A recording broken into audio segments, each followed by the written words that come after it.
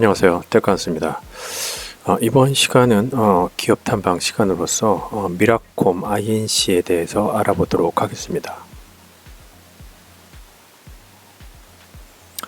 네, 해당되는 기업 미라콤 INC는 업력이 24년 차이고요. 1998년도 12월에 설립했다고 합니다. 그리고 기업의 규모는 대기업이고요.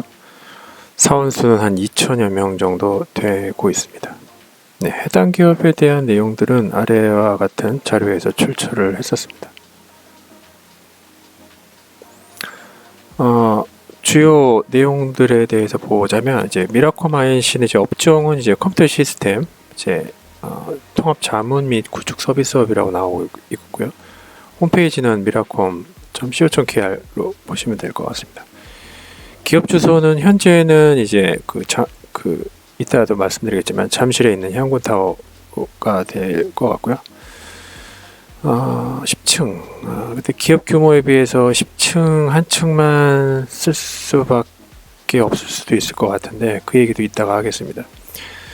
네, 사업 내용은 IT 구축, 개발, 운영, 기업용 소프트웨어 개발 공급이 있고요. 미라콤 INC는 저도 사실 이 부분에 대해서 명확하게 몰랐었는데 삼성 계열사입니다. 네, 삼성 계열사고요. 그리고 보유 기술들이 특허들이 있는 거 보니까 나름대로 기술력을 가지고 회사가 운영되고 있는 회사인 것 같습니다. ISO 표준도 있네요. 네. 보유 기술만 봐서는 괜찮은 것 같습니다. 기술 자체가. 네. 그래서 제가 저도 예전에 삼성 계열사를 다녀서 이 중에 하나 이제 제가 다녔던 회사가 있는데 미라콤 INC도 삼성 계열사 중에 하나였다는 게 조금 저는 개인적으로 좀 놀랐고요. 왜냐면 SDS 자회사인 줄 알았거든요. 그랬더니 SDS하고 같은 레벨의 회사라는 내용을 보고 조금 저도 이번에 좀 공부했었던 계기인 것 같습니다.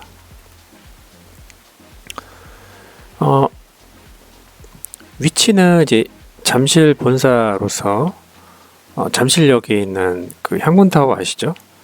네, 지금 SDS에서 양쪽 두 개 동을 다 임대를 해서 사용을 하고 있는데 네, 여기 지하 식당 밥 맛있습니다. 지하 식당 밥 맛있고요. 그래서 아까 얘기했듯이 향군타워 10층 한 층만 사용한다고 하는데 2천여 명의 회사가 한 층밖에 사용하지 않는 이유는 있겠죠. 이 한 층에 있는 인력들은 물론 이제 지방에도 하나 사무실이 있다고 하는데 어쨌거나 여기가 메인 사무실로 한 층밖에 쓰지 않는다는 얘기는 인력들 대다수가 네, 파견 근무 형태일 것이다. 파견 근무이다 라고 우리가 쉽게 알 수가 있고요. 주로 여기에 상주하시는 분들은 관리 업무 그리고 기타 인사팀이나 그런 기본적인 재무팀, 구매팀 이런 회사의 기본적인 인력들이 상주하고 나머지 인력들은 네, 거의 다 파견 외주라는 이야기입니다. 네. 파견 그런 부분들이 나쁘다 좋다를 떠나서 이 미라콤 INC는 회사 자체에 그렇게 커왔고 성장해 왔기 때문에 그것이 좀 이상하게 느낀다면 한번 좀 더 생각을 해볼 필요가 있을 것 같습니다.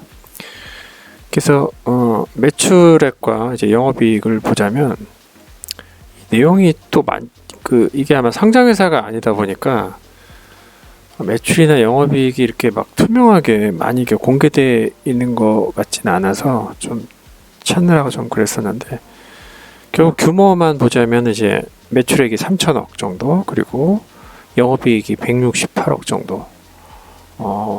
매출액 대비해서 영업이익이 크지는 않습니다. 크지는 않다는 얘기는 어떤 캐시카우보다는 현상 유지의 비즈니스 모델로 회사가 운영되고 있을 확률이 높고요. 규모를 이제 다른 동종업계하고 좀 비교를 좀 해보자면 3천억 정도 규모면 작은 건 아니에요. 네. 신세계 INC보다 훨씬 크고요. 다우기술보다는 조금 작고 현대 오토에버보다 조금 작은 정도, 그러니까 현대 오토에버 정도 수준이라고 보시면 될 것 같습니다. 근데 영업이익도 IT 자회사, 대기업의 IT 자회사들이 영업이익이 그렇게 좋지가 않아요. 지금 현대 오토에버도 4,400억에 265억이잖아요. 미라콤도 마찬가지로 3천억 중에서 168억 정도 수준인 것 같습니다. 거의 대기업 현대 오토에버 정도 수준이다. 다우기술이나 현대 오토에버 정도 수준이다라고 보시면 될 것 같습니다. 감이 오실 겁니다. 이 정도 감이 오는 정도 수준에서 저희는 일단 저희가 주식 분석하는 사이트가 아니라서 이 정도에서 넘어가도록 하겠습니다. 최근 연역인데요. 쭉 보시면은 제가 이제 말씀드리고 싶은 거는 2015년에 조금 큰 사건이 있었죠. 사건? 좀 이벤트가 있었죠. 네, 오픈 타이드 코리아를 합병했다는 것이죠. 네. 저는 사실은 미라콤 INC보다는 오픈 타이드가 좀 더 친숙합니다. 왜냐면 예전에 오픈 타이드랑 일했었던 적도 있었고, 직접적으로 일했었던 건 아니고, 네, 간접적으로 들어왔었기 때문에 오픈 타이드가 낯설지 않고, 도리어 미라콤보다는 예전에는 오픈 타이드가 더 좀 익숙한 회사였었고요.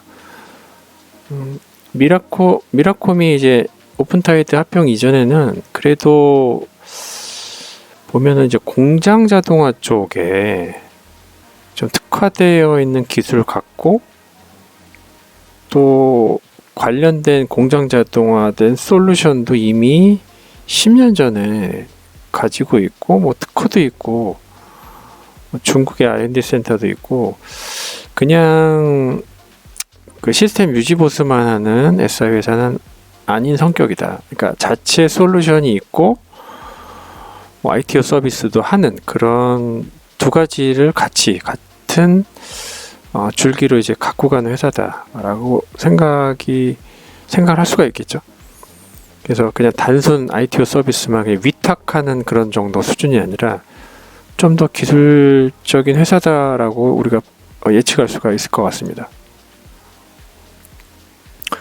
제가 이제 오픈타이드 얘기를 했었던 이유는 오픈타이드가 그러니까 미라콤 INC가 이제 2015년도에 오픈타이드를 합병했는데 정확하진 않지만 오픈타이드가 규모가 더 컸었던 걸로 알고 있어요. 그러니까 그 2015년도에 합병할 당시에 이제 미라콤 같은 경우는 매출액이 226억, 영업이익이 24억 정도밖에 안 되는데 사실은 이 당시에 오픈타이드가 보면은 2011년도에 매출이 1457억이라고 얘기를 하고 있거든요. 그 말은 원래 오픈타이드가 예전 얘기긴 한데 10년도 더 오래된 얘기인데 SDS의 자회사예요. 삼성 계열사도 아니고 오픈타이드 코리아는 SDS의 자회사이고요. 원래 컨설팅 전문 회사예요. 그러니까 ISP라고 하죠. ISP. 그러니까 원래 오픈타이드는 그 삼성 이주영 회장이 그 옛날에 이삼성이라고 그 이재용 회장이 이제 처음에 이제 그 수장이 되면서 2000년도에 설립을 했었죠. 그래서 이삼성도 지금 없어졌는데 그때 만든 게 이제 오픈타이드 코리아고, 오픈타이드 코리아는 IT 컨설팅 회사를 추구한 회사였어요. 그래서 삼성 계열사나 회사에서 어떤 장기적인 인포메이션 스트레티지 플래닝, 그러니까 정보 전략 플랜을 몇 개월 정도 거쳐서 이 회사가 정보 전략을 어떻게 수립을 하고 구축해 나가고 장기적으로 뭐 예를 들어 10년 이상 그 시간 동안 어떻게 정보 전략을 플랜을 세울 것인가에 대한 컨설팅 자문 역할을 하는 게 이제 오픈타이드 코리아인데, 결국은 SDS가 제가 알기로는 오픈타이드 코리아도 자회사로 갖고 있고 미라콤 INC도 자회사로 갖고 있었던 걸로 알고 있어요. 왜냐하면 SDS는 초창기부터 어떤 ERP나 제조 쪽에도 특화되어 있었고요. 그리고 이제 ITO, 삼성전자의 IT 서비스를 맡아서 해주는 이 두 가지 영역을 갖고 있었기 때문에 사실은 각각의 영역에 오픈타이드는 뭐 컨설팅이나 뭐 IT였죠. 그리고 미라콤 INC는 ERP나 제조 쪽에 좀 강점이 있었던 거를 삼성 SDS가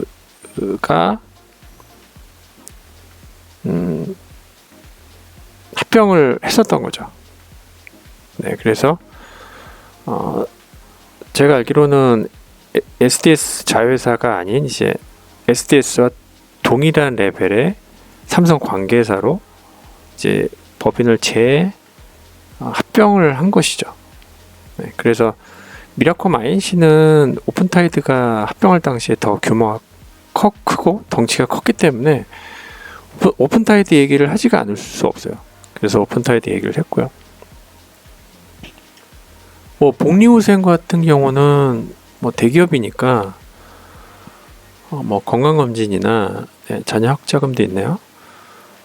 이런 것들, 기본적인 것들, 그리고 인센티브, 뭐 퇴직금 있고요.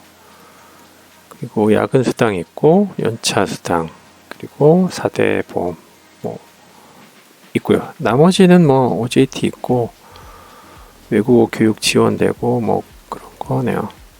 사내 동호회 있고 연차 당연하고 뭐 산전후 휴가, 육아휴직 다 있는 것 같습니다. 그러니까 대기업에 적합한 그런 기본적인 복리후생인 것 같습니다. 그거 외에 뭐 서울에 있는 대기업보다는 뭐 멘토링 제도, 아무래도 그룹 IT 계열사인데 이제 삼성을 끼고 있다 보니까 좀 규모가 있었던 거죠. 그러니까 예전에 삼성전자 밑에서 주로 삼성전자에서의 ITO 서비스를 이제 SDS에서 주로 맡아서 했었는데, SDS도 글쎄요, 삼성전자의 수요를 다 채우지 못했었는지 이 인력들만으로는 운영이 안 돼서 사실은 자회사를 만들고 같이 인력을 운영한 형태거든요. 그래서 미라콤 INC도 결국은 이런 삼성전자의 그 수요에 대해서 공급을 해주는 입장이기 때문에 매출이 커질 수밖에 없어요. 그리고 인력 규모도 커지고, 하지만 아시다시피 기술력이 있는 회사이기 때문에 우리가 소위 알고 있는 뭐 보도방이나 또 이제 파견직 회사하고는 조금 차별될 수가 있죠. 파견직 회사하고는 규모 자체가 글쎄요. 단기적으로 보자면 유사할 수도 있지만 기술력이 있는 대기업의 삼성 계열사이기 때문에 파견직 회사를 라고 판단하기 좀 어려울 것 같아요. 왜냐하면 삼성전자의 사업장에 파견을 나가도 일반 파견직처럼 그 사람들을 대접하지 않아요.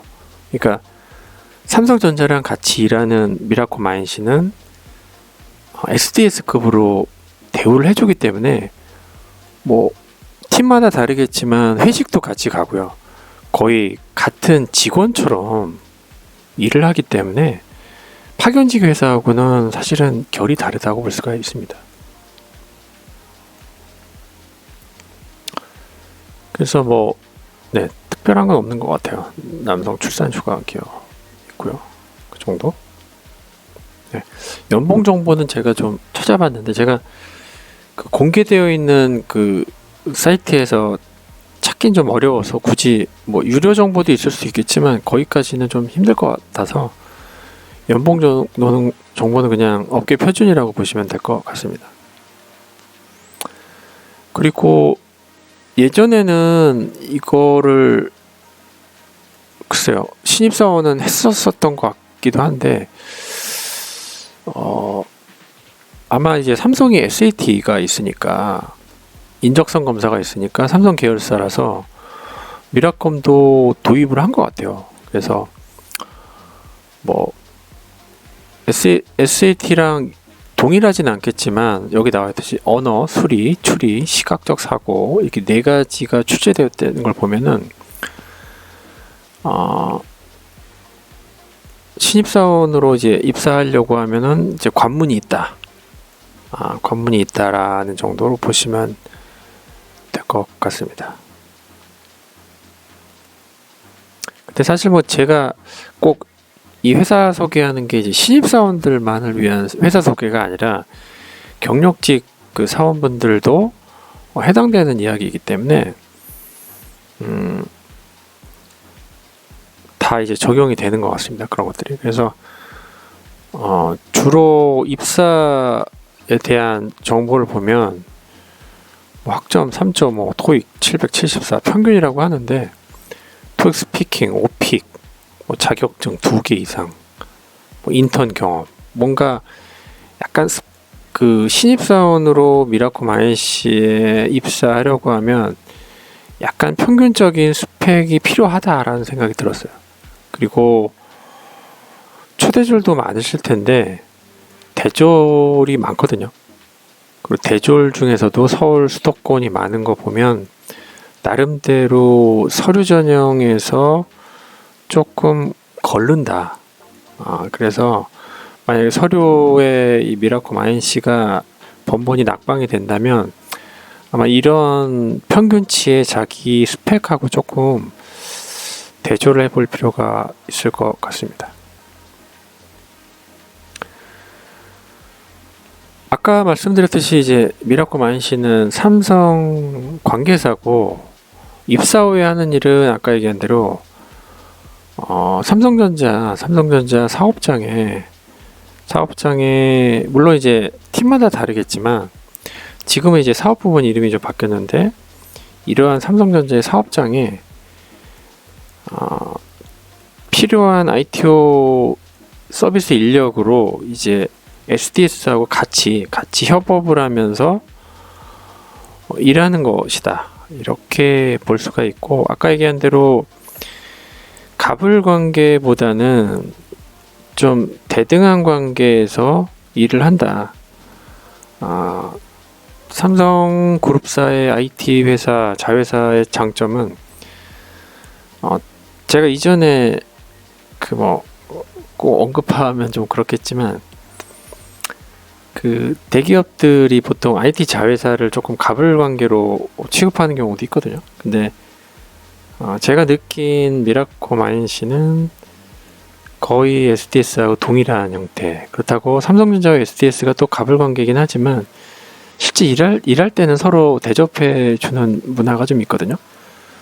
그래서 저도 그러니까 삼성 그룹 문화를 선호를 해요. 왜냐면 약간 군대 문화가 있고 명령하복이긴 한데 서로 사람과의 관계만 조금 문제 없으면 되게 서로 존중하면서 일할 수 있는 분위기거든요. 그래서 미라클 마인시도 그런 문화라고 보시면 될 것 같습니다.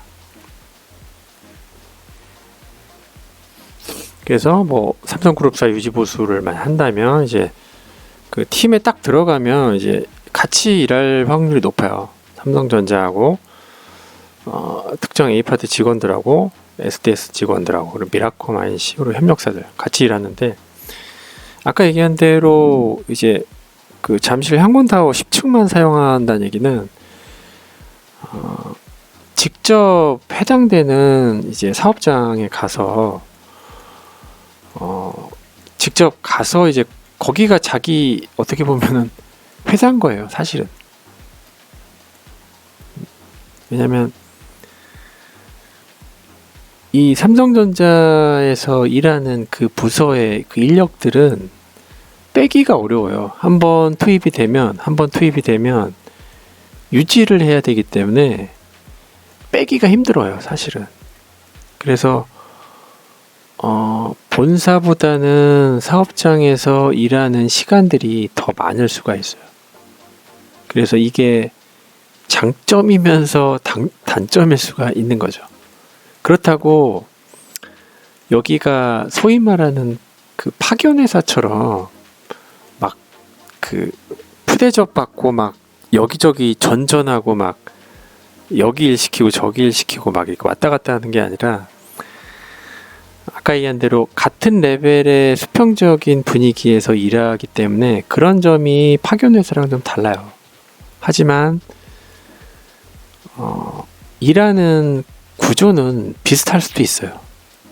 그건 뭐 사람마다 다르겠죠. 그래서 여기서 롱런하는 사람들도 있고 이런 그 뭐 이렇게 관계가 돈독하더라도 파견은 사실 파견이거든요.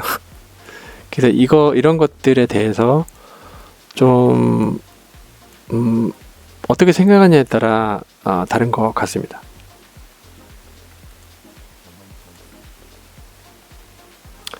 그래서 조직 문화 잠깐 보면, 네, 제가 다 말씀드린 거죠. 네, 삼성 관계사와 협업을 주로 SDS와 협업을 하고요. SDS처럼 주기적으로 다수를 채용하기 때문에 인력 정체가 없어서 조금 인력들도 조금 신입분들도 다수 있어요.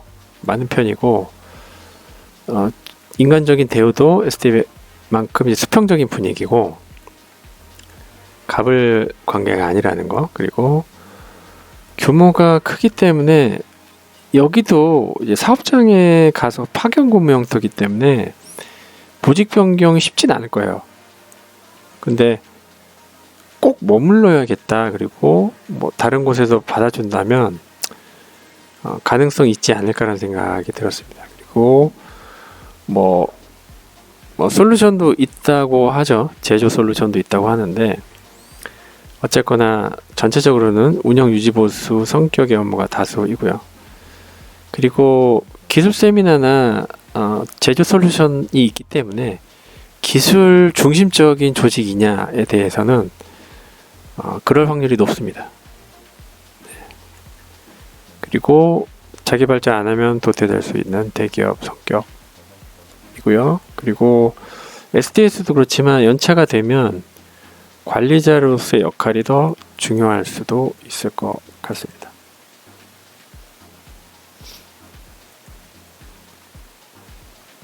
네, 그래서 비즈니스 잠깐 보시면은 뭐